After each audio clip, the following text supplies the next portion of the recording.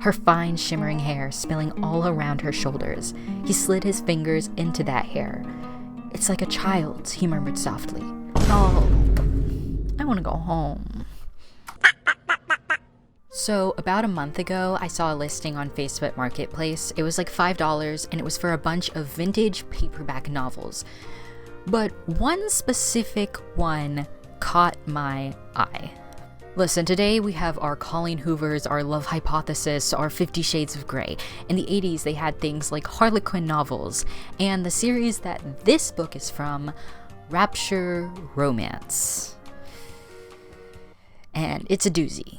All the books in this Rapture Romance series are not rated really highly. Most of them are like 3 stars. There's some that are like 5. These were definitely not written to be like pinnacles of literature, but the kind of thing you pick up on the way to a trip to the beach for you to read while your kids are screaming by the water.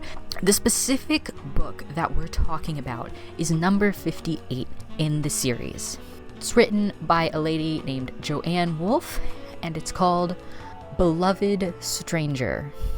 As you can see by the cover, it looks like any other of this style of romance novel. You have the swooning woman, you have the strong, strapping man.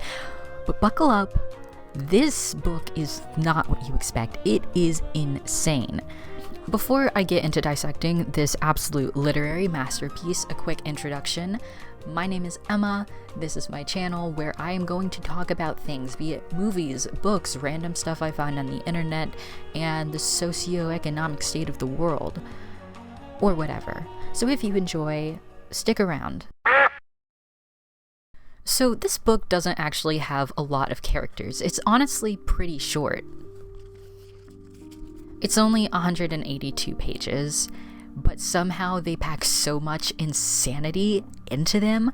I have so many questions that I want to ask the author of this book. So our 2 main characters. Number 1, we have Susan Morgan, who is this blonde, rich college girl from Connecticut. Number 2, we have our love interest, our big, strapping, handsome man, Ricardo Montoya. Okay, Ricardo is a baseball player for the New York Yankees. Okay, this is a baseball book.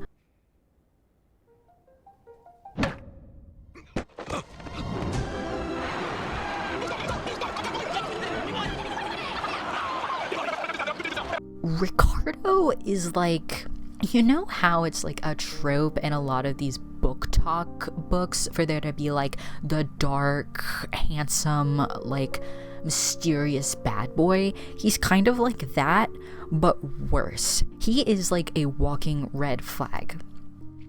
But let me not get ahead of myself. Alright, our story starts with Susan having just finished a skiing trip with some friends while she's on break from college. So she's getting ready to drive home, and then she finds herself trapped in a snowstorm. So with no other choice, because it's the 80s, she can't call for help, she starts just walking down the road in the snowstorm. Okay, she eventually comes up on this cabin in the woods, and she just like goes in. Listen, I just have, like, there is a certain genre of white girl in fiction, and Susan is that genre. She has 0 self-preservation skills, but moving on. So Susan enters this house, and she's like not really coherent, she's freezing, and then Ricardo comes around the corner, and he's like, let's get you undressed, let's get you in front of the fire, let's warm you up, which, okay, he like seems normal at this point. And of course, Susan is like totally enamored with him, and she's barely even seen him yet. All she had noticed about her host before was that he was very tall and dark, and that he had a deep, mellow speaking voice that seemed to hold the very faintest trace of an accent. And she's so grateful, she's saying thank you, but then things get kind of weird. Ricardo starts like watching her, but then he starts describing her. His long, lean body seemed perfectly relaxed. He was only inches away from her. I should get up, Susan thought. She knew what was coming next. She gazed back, her small head tilted back, exposing her slender neck, her fine, shimmering hair spilling all around her shoulders. He slid his fingers into that hair. "It's like a child's," he murmured softly. So soft, so very fine. Oh my god, bro. Oh, hell no, man. What the fuck, man? So, based on this, you can guess what happens next. They end up having sex on the couch, and Susan is a virgin, and Ricardo is really weird about it. She falls asleep on the couch. When she wakes up, Ricardo comes in the door. He's like, I got your car. It's ready for you to go. And she's like, okay, do you have anything to eat? He's like, yeah, I brought ham and cheese. And then he hands her the bag and is like, make us some sandwiches.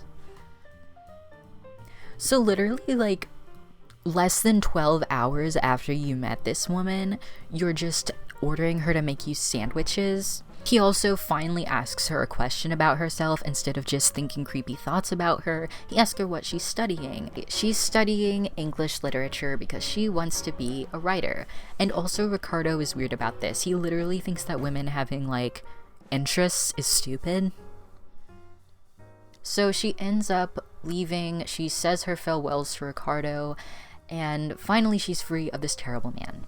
So in chapter 2, she gets to her mother's house, and her relationship with her mother is very strange because her sister Sarah died recently, and her father also died a few years ago. So there's a lot of tension and sadness in their house. Her mother is actually a professor at the college that she goes to, which is really cool, and Susan just feels like she's kind of the failure child because her sister was very accomplished too. So there's a little time skip here, and the very next scene after she reunites with her mother is her sitting in her dorm room looking at her blood test results, which have told her that she's pregnant. What? Okay. Listen, I know, it's a stupid romance novel, but you're telling me the first time she does it with a guy, she gets pregnant, and it's with this guy? So then we have another time skip. She's like 7 months pregnant now, I think, or she might even be like 9. And she's staying at this women's shelter where she has like a job, and she's trying to decide what to do. She decided she doesn't want to get rid of the baby, but she also decided that she's not going to contact Ricardo. But she doesn't actually have to worry about that, because one day, as she's sitting in a diner near where the women's shelter is, trying to decide what to do with her life, Ricardo comes walking in through the door. How did he find her? I have no clue. But he comes up to her and he's like, you're pregnant. And she's like, yeah. He's like, why didn't you contact me? And she's like, I didn't want to get in the way of your life. Ricardo is like immediately certain that the baby is his, which like, okay, ego much, but then also he's really weird about it. He looked at her levelly. The lines of his cheek and jaw looked suddenly very hard. What are you planning to do with the baby? This was the hard part. A look of strain crept across her face, tightening the skin, making her nose look more prominent. She was very pale. I'm going to give him up for adoption, she said in a very low voice.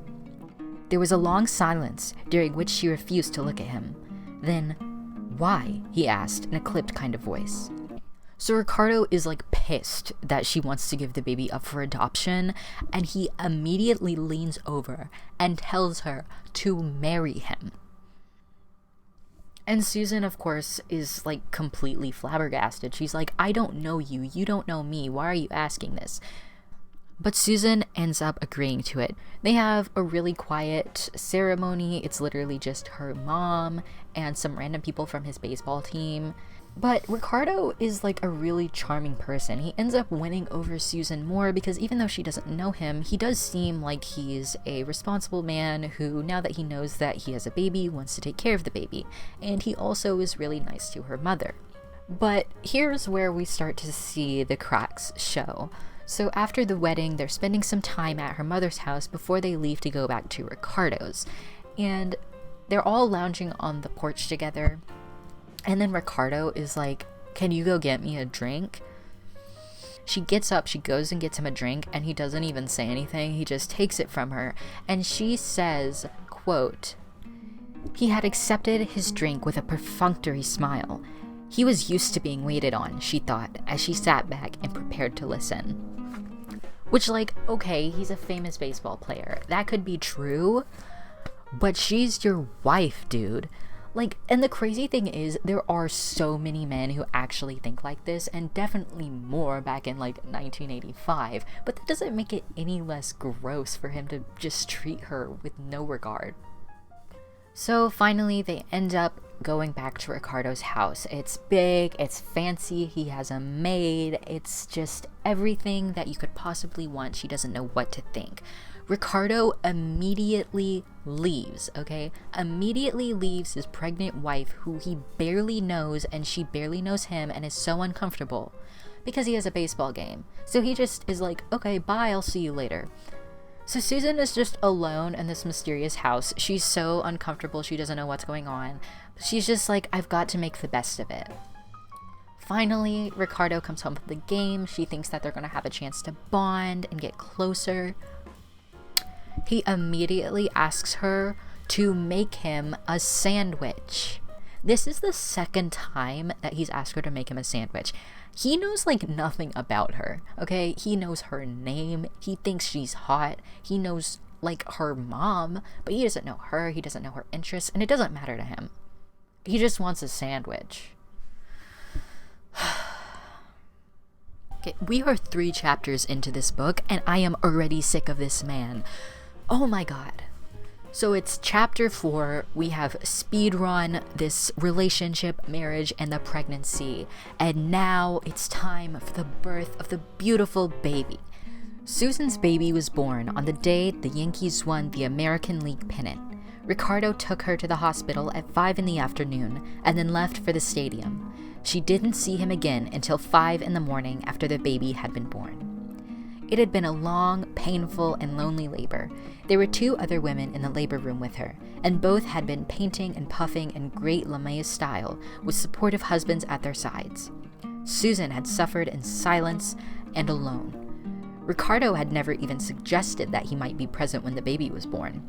The thought, she had come to realize, simply never crossed his mind. Childbirth, in his view, was women's work. After 2 months, she had come to learn a few things about the man she had married, and one thing had become increasingly clear. He was not a liberated male.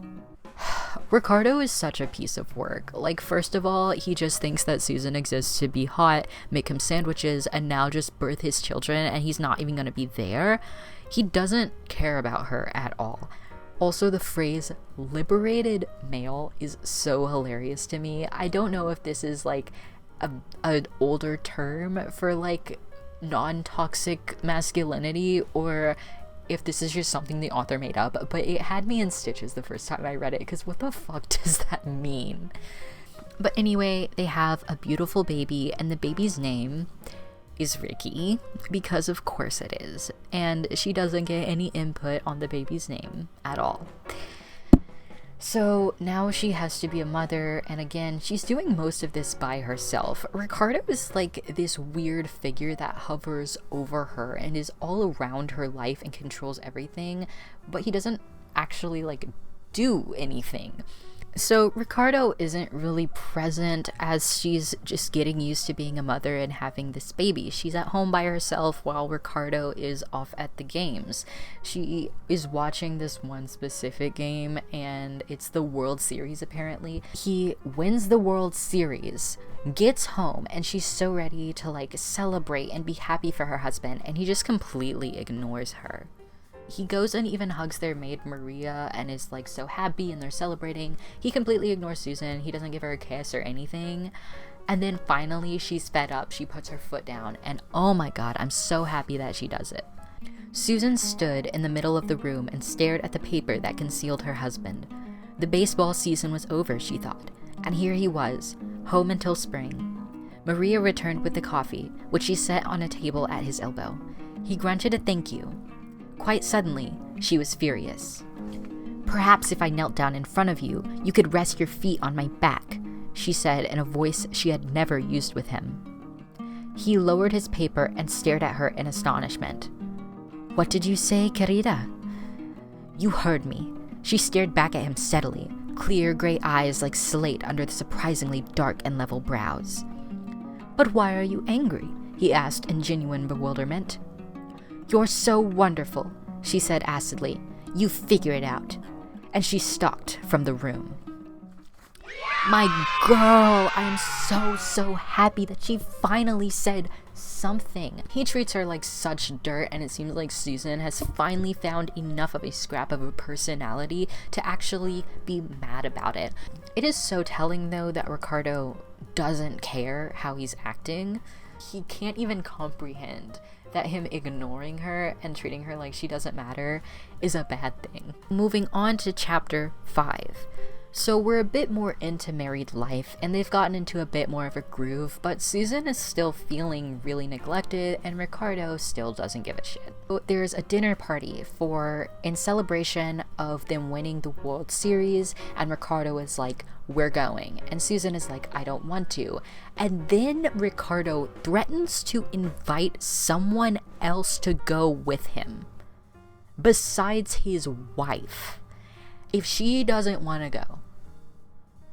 And of course, Susan feels miserable because how can he just toss her to the side so easily? So even though she doesn't want to, she agrees to go. So for the dinner party, she needs to buy a new dress, and she's feeling stressed about that. And she feels a little anxious because, again, she was raised in like a pretty progressive household. Like I said before, her mother had a career. She's used to being pretty independent. And so she feels bad asking Ricardo for an allowance. But she goes to him. She's like, hey, can I get an allowance? I know that, I just had the baby, but eventually I'll be getting a job. And Ricardo is like, no, you are not going to get a job. You're never getting a job. It's my job to take care of you.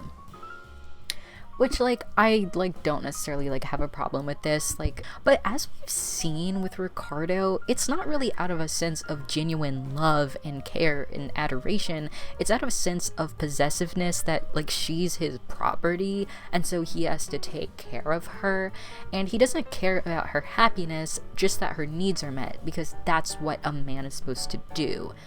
This also makes Susan feel uncomfortable because even though she doesn't admit it to him in this scene, she wants to be a writer and she wants to write novels specifically, but she doesn't bring that up to him yet because something about that makes her feel weird, and she has a suspicion that he's not going to like it, which, wow, red flags. You don't want to tell your husband about your own interests? Ooh, okay. So in the next scene, they're at the dinner party, and it's the other baseball players and their wives. At this dinner party, Susan learns that for their baby's christening, they're going to be going to Bogota, Colombia, which is where Ricardo is from and where his family lives. Ricardo never told her this. She had no idea that this was going to happen, and this is a theme throughout the story. He doesn't tell her anything and just expects her to go along with it, and then gets angry when she isn't okay with that. She brings this up to him, and Ricardo is super dismissive. He even seems angry that she would even be unhappy that she would question his plans, and she doesn't feel comfortable speaking up for herself. But then he does a really toxic thing, which is he just distracts her. He's like, don't even worry about it, come and dance with me. And then they dance romantically to Moon River. She completely forgets the fact that her husband didn't include her in their international travel plans for their baby. So Susan is really starting to feel the effects of just constantly being disregarded by Ricardo, and she's starting to recognize that it's not healthy to build her entire life around this man who doesn't give a damn about her. So she decides that she's gonna start making it a priority to start writing. She sighed and looked out the window. The main problem, she thought, was Ricardo.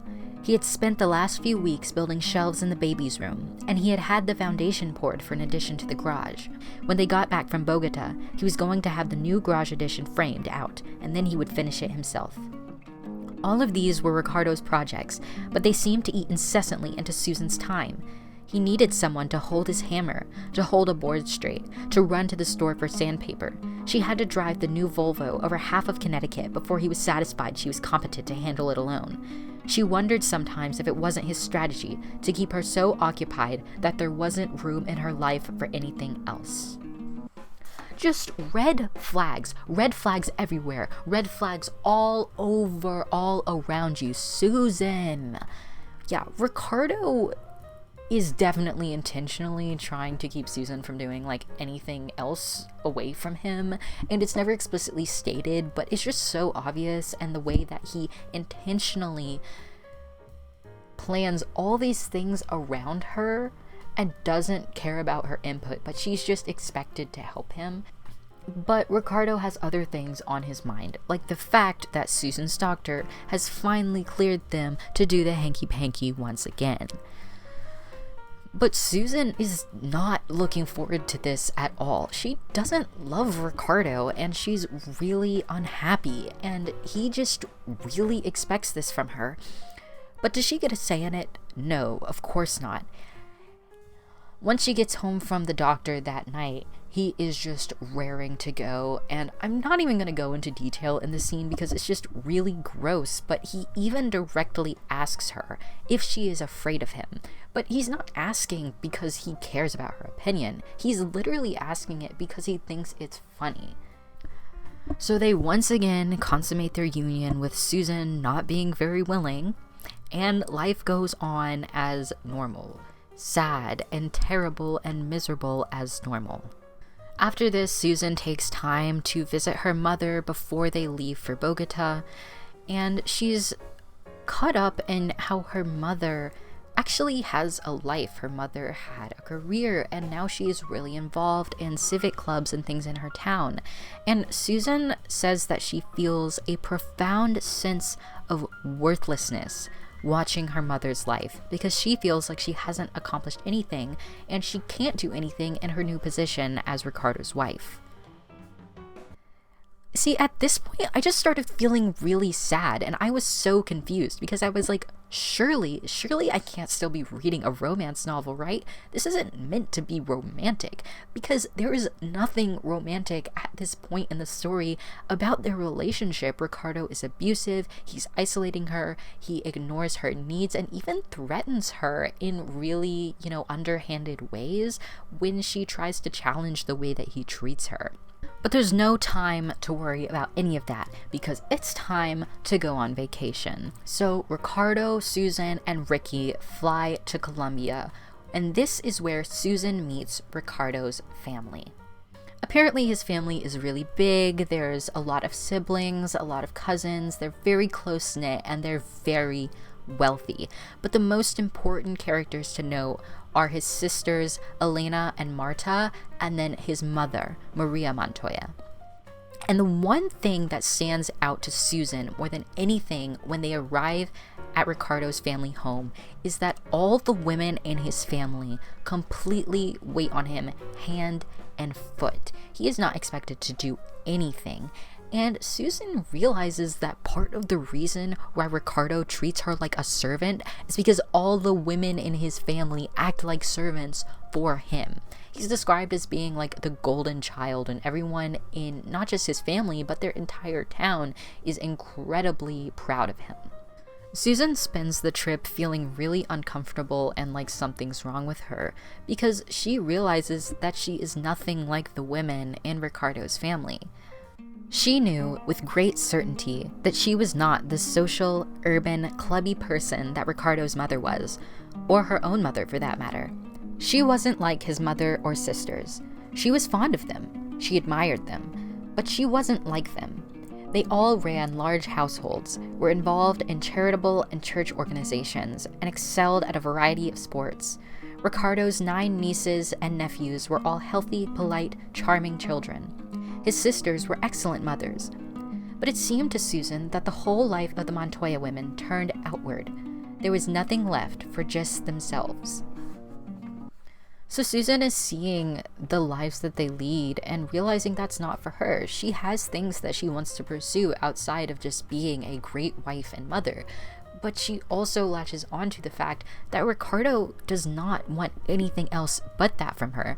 In fact, he thinks there's something wrong with her if she even looks outward from beyond the scope of the life that he wants her to have. The last stop on their trip is a fancy party with all the high and elite people of Bogota, and it's really fancy. And at this party, she actually meets a poet, and the poet's name is Julio Merlano de Diez. I don't know if this is a real Colombian poet. We finally get a teeny glimpse of personality from Susan. She's read his work, she really enjoys it, and they have a really deep, in-depth conversation, and it's going great. Until, of course, Ricardo comes up and is like, it's time to leave, and she doesn't get a say in it. They have to go. I feel like Ricardo just didn't like the fact that she was doing something she enjoyed for once. But who's surprised by that at this point? But it's at this party that Susan has a startling revelation. She realizes as she's watching Ricardo interact with all these people and he's going around the party and everyone knows him and loves him, that she, too, is in love with him. Listen, at this point, I was just completely flabbergasted because Ricardo has given her zero reason to love him. In this same reflection, she has a moment where she realizes that Ricardo doesn't really love her, does he? Or if he does, he may stop loving her if she can't be the perfect ideal wife for him. It's just sad. It's just sad how Susan just completely loses her sense of self-worth and she really only cares about Ricardo's opinion of her. It's really hard to read. Another thing before we move on from this section that I just want to mention is how Ricardo is like kind of racist. He's literally written from the perspective of like a high class, person in power, and he definitely comes across as just like a white man with a suntan. The way that he talks about other Colombian people and just like other Latino people in general, it leaves a really icky taste in my mouth, and I didn't go into it in depth because this is just a silly video, but I do not like this. Made me like his character even less because not only is he like an abusive asshole, he's also racist, and that's awesome. So finally, they're back home. Susan visits her mother again. Her mother is still nagging her about joining clubs and things, but Susan tells herself that now she's going to get back to writing her novels. Now, at this point, Ricardo knows that she wants to write her novels, and he's like humoring her. He's like, oh, okay, honey, that's fine. But he's genuinely not happy about it. He can't understand why she would want to do something like that because she's a woman. Okay, she should be focused on being his wife, taking care of his baby, being in his bed. We love Ricardo. But just like before, every time she tries to write, it's just not going well because something always seems to get in the way. First, the baby gets sick, and then Ricardo gets sick, and he is expecting her to wait on him hand and foot. He's literally sending her to the kitchen to get food, and then she brings it back, and he doesn't even want to eat it. Like, why is he a child? Why is he a child? And then it's time for them, once everyone is healed, for them to take another family trip.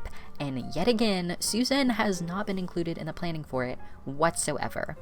See, it's training time for the Yankees, and they're going to Florida. And I know I've said that Ricardo is abusive before, but it's at this point that I seriously realize just how horrible he is. We'll be leaving for Florida in a week, Ricardo said to her at dinner a few nights later. In a week? Susan looked at him in astonishment. Of course. Spring training begins, querida. You know that. I didn't know it began so soon. I thought it began in the spring. She picked up her fork again and pushed the rice around on her plate. I feel like a nomad, she muttered mutinously. Someone is always pushing me to go somewhere. Don't be so dramatic, he said coolly, and she looked up to meet his eyes. He was watching her steadily, and for once there was no amusement in his face. I don't think it's being dramatic to resent being hauled off around the world without even having my wishes consulted, she said. There was bright color in her cheeks.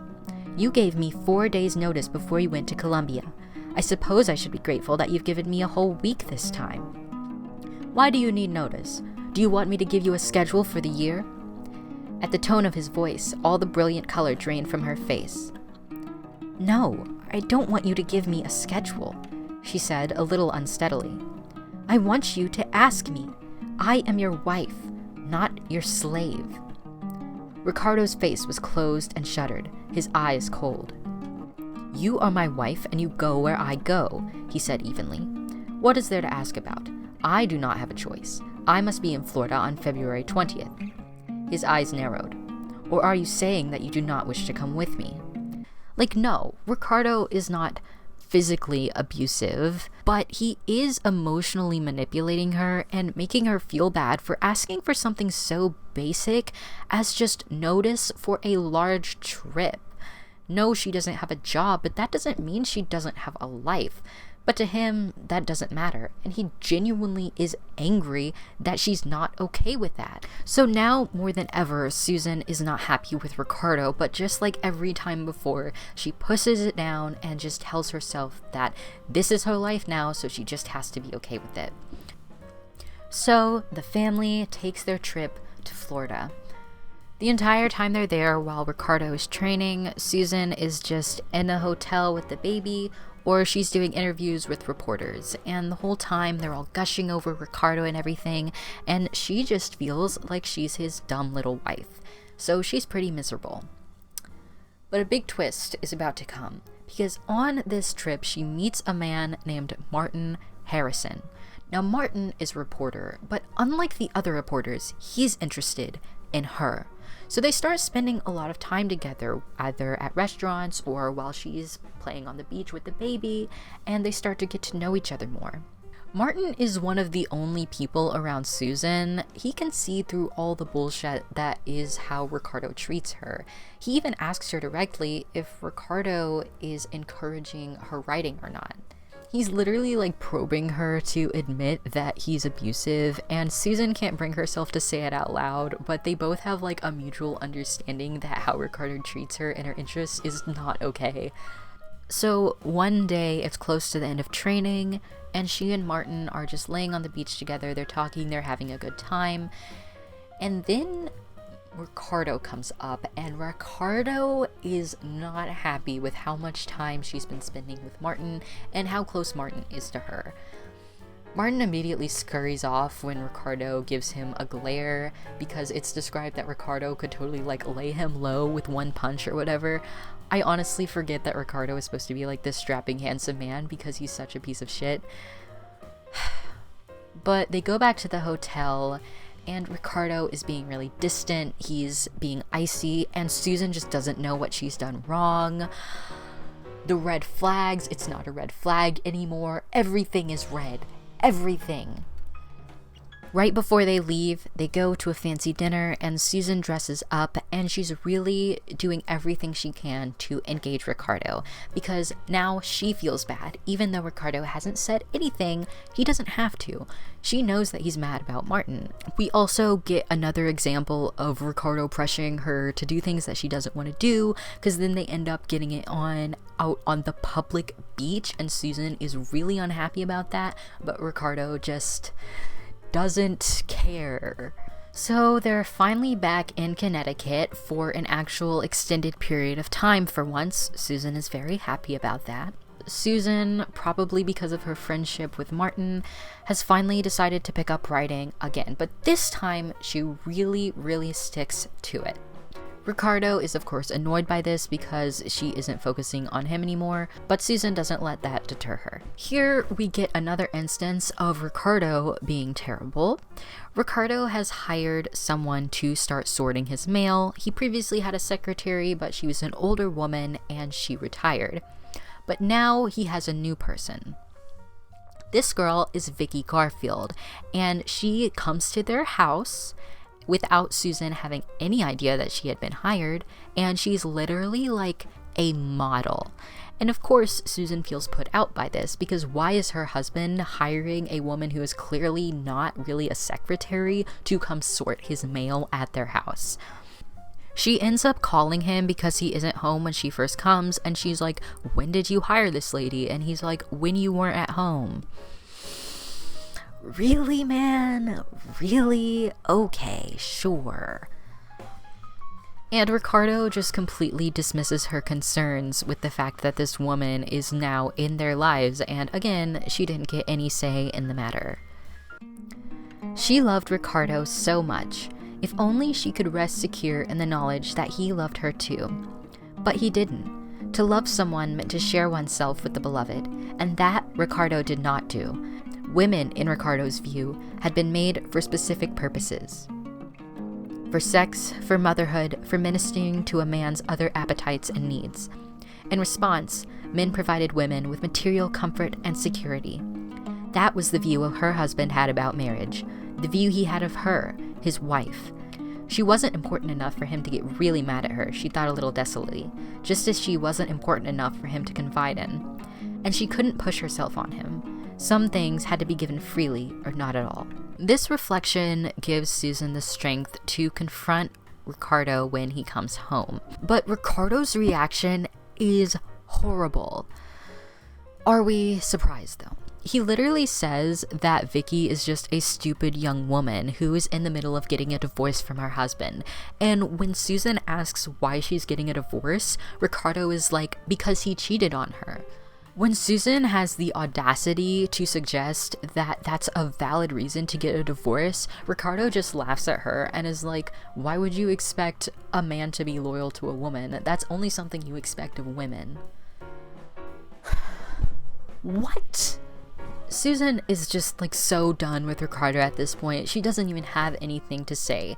She focuses on her writing and on her own life.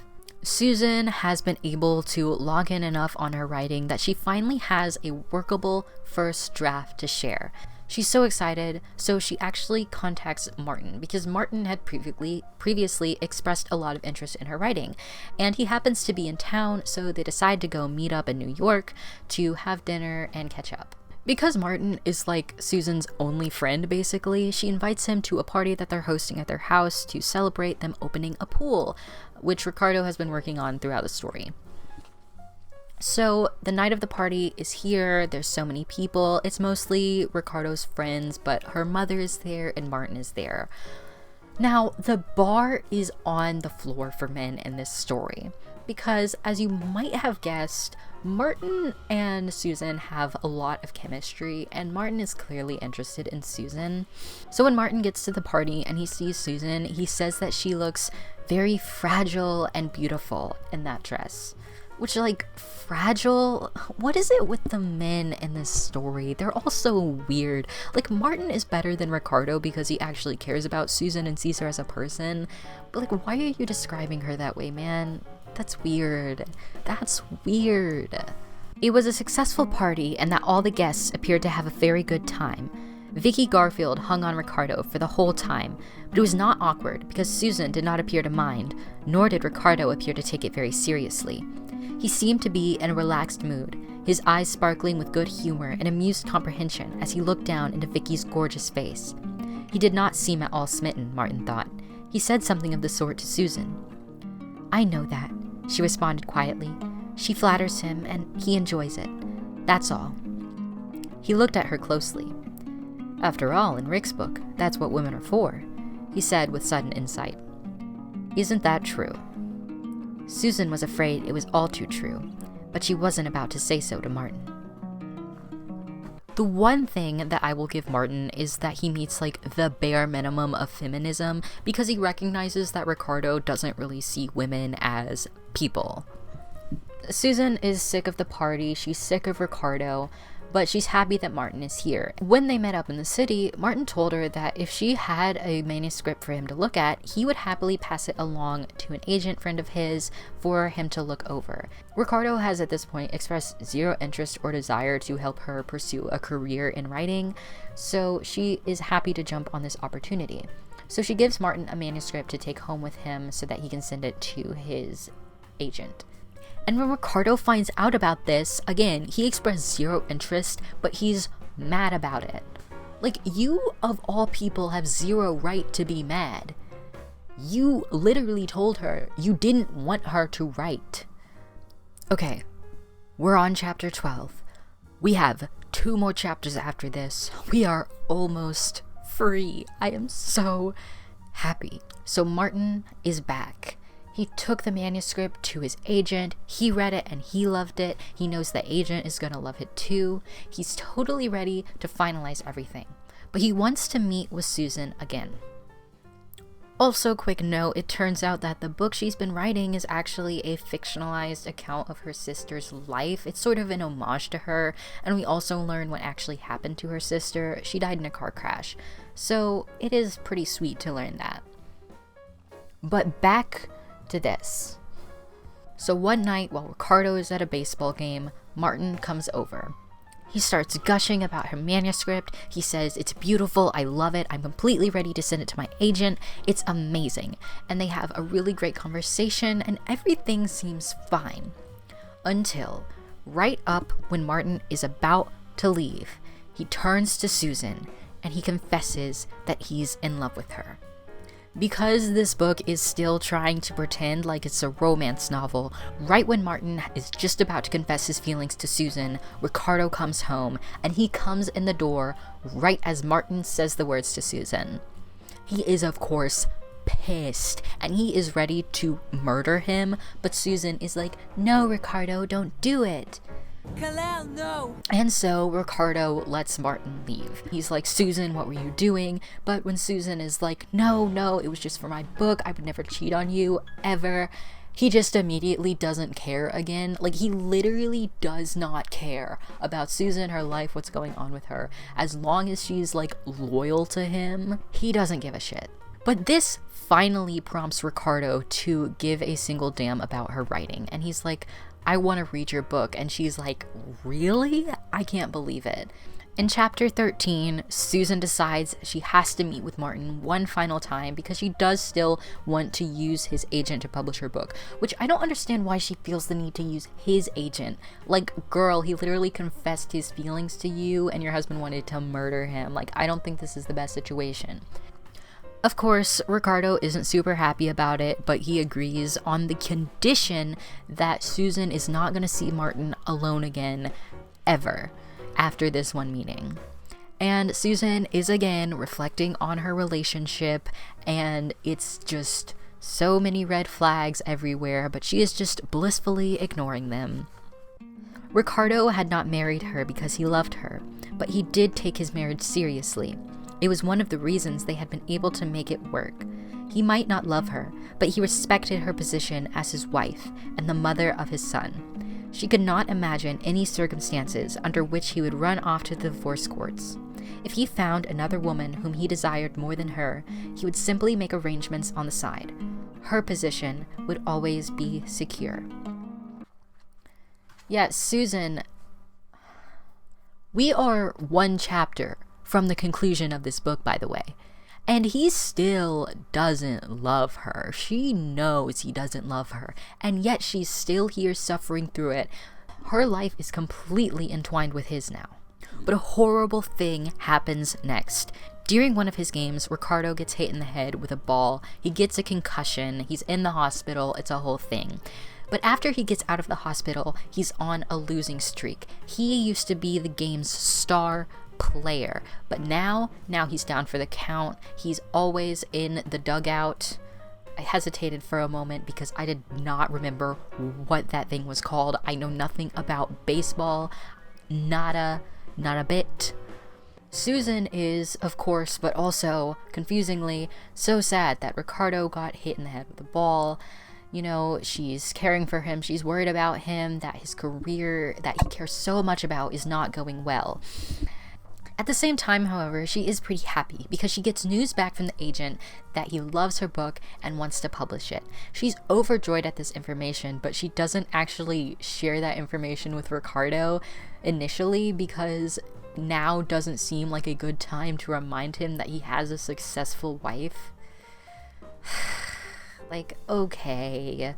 But Ricardo is still very happy that she's caring for him and she's with him. The chapter ends with him having sex, and also I think this is the first time that we get explicit confirmation that Susan actually, finished which I'm surprised that she does at all in this book, because based on the way Ricardo treats her and acts around her, I don't think he really cares, so I'm happy that she at least gets something out of this horrible excuse for a marriage. We've reached the last chapter. Ricardo's performance just continues to get worse and worse. He is doing terrible. He's losing games. They're starting to talk about it in the paper, in magazines, in the commentary of the games themselves. Susan knows something has to change, so she comes up with a plan. When Ricardo comes back from a game one day, she tells him that she thinks she knows what's going on with his playing. She says that he's taking his eye off the ball. Obviously, Ricardo is also like, what do you even mean? That's the most basic fundamental part of the game, is watching the ball. But she tells him that after his accident, he kept trying to fix other things, his stance, his throw, all different aspects of it, but he was messing up with this most fundamental aspect of the game, and that's what's caused his losing streak. And she's noticed because she's been watching him on TV. Ricardo is surprised that his wife even pays that much attention, because how can women know anything about sport? Women dumb. Women belong in the kitchen. But he decides to actually, for once, and this is the climax of the story, listen to his wife. But lo and behold, at the very next game, Ricardo hits it out of the park, alright? He wins the game, and she is overjoyed. She's watching it from the television at home. She's so happy. But the big surprise comes after the game. On the after-game recap show, not only does Ricardo tell the commentator and the audience that it was his wife's advice that allowed him to win, he also plugs her new book and says that it was amazing, he loved it, and that everyone should read it. Are you kidding me? You're telling me after all this time, okay, after all the horrible things he has said to her and put her through, the complete lack of interest he showed in her writing, that this is the climax of the novel? Is that he cares about her just the tiny bit enough to say, hey, my wife wrote a book, you should read it? What is this book? What is this? What have I wasted the time of my life reading? This is what I get out of this?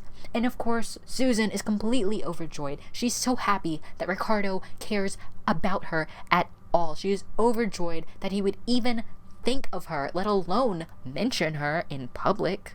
Ricardo gets home. He tells her that he loves her, he worships her, that she is his everything. And she tells him that she loves him too. And that, folks, is the end of the novel. What did I read? I finished this book, and I was just left with a profound sense of why. Like, I get it. I have no problem with this book on the surface. Is it good? No, it's not well written. I only read a few passages here, but it seriously does read like a middle grade novel, just with an adult story. The characters are bland, and the main love interest is a horrible person. And let me be clear, my problem is not that Ricardo is not like a pinnacle of morality. This is a fiction novel, a romance novel at that. It is allowed to fulfill a fantasy. It doesn't have to necessarily reflect a healthy relationship in real life at all.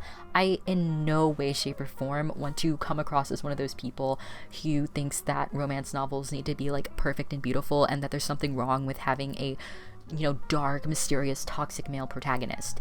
It's fiction, it's a story, and I'm sure that there are people who read this book when it came out and enjoyed it. But that doesn't mean it can't be good. The problem isn't just that Ricardo is like this alpha male figure, it's that he's not actually an endearing character. He only comes across as abusive and neglectful. He doesn't come across as attractive or mysterious. He's just an asshole. And you're only left with the feeling that you just read a story about the start of what will be a lifelong abusive marriage that will leave Susan miserable for the rest of her life. And one thing that I took from reading this is that the book very much feels like something of its time. When this was published in the 80s, the idea that women shouldn't be in the workplace and should stay at home was stronger than ever. And honestly, I have conflicting feelings about the book because of that. Because on the one hand, you can see the book as trying to push the idea that this kind of relationship can be very harmful and dangerous, and it's kind of cloaked in this costume of a romance novel while still critiquing this kind of relationship and how harmful it is. But on the other hand, it also feels like it's trying to romanticize this, and it doesn't do it very well. But you know what? Maybe I'm reading too much into it. It's a random mass market paperback romance novel. It's not that big a deal, and there are probably thousands, if not millions, more books just like it, probably much, much worse. The only thing I know for sure is that I will not be reading it ever again. If you made it this far, thank you for sticking out the trenches with me. If you have any ideas of things that you want to see me cover, either similar to this or completely unrelated, feel free to leave a comment, or you can email me or contact me on my Instagram, which I put in the description. See you next video. Mwah.